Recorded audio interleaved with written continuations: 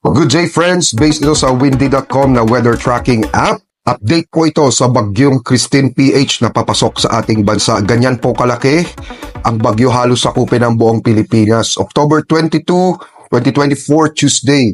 Ito po, may mga nakataas ng heavy rainfall warning sa part ng Bicol region.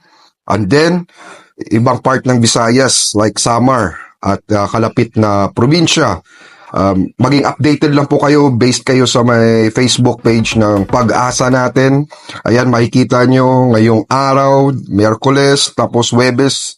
Yan po, maglalandfall na araw ang matinding bagyo na ito. Asahan ng pagbaha at mga landslide sa mga bulubunduking part ng ating lugar. Maging laging handa at alerto at nakabantay sa may DOST Pag-asa page sa Facebook nila para sa mga update regarding sa bagyo na to. At may mga paparating pa after nyan na may maging